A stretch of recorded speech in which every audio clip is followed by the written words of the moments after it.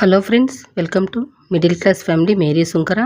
నిన్న నైటు 9 గంటలకి ఫిజియోథెరపీ చేయించుకుందామనేసి వెళ్ళామండి. వస్తూ పనులైతే తీసుకుంటూ ఉన్నాము.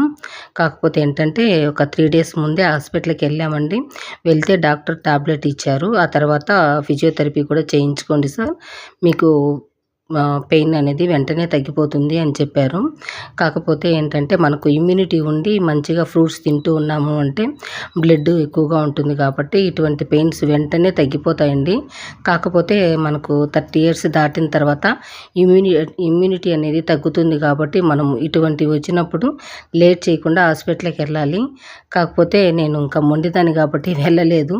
రైట్ సైడ్ పెయిన్ కాబట్టి వంట చేయడానికి చాలా ఇబ్బందిగా ఉంది అనేసి ఇంకా తప్పక వెళ్ళాల్సి వచ్చింది. ఇంకా వెళ్ళినప్పటికి కూడా 9 అయిపోయిందండి. క్లోజ్ చేసేసారు. ఇంకేం చేయలేక ఫ్రూట్స్ అయితే తీసుకొని వచ్చేసాను.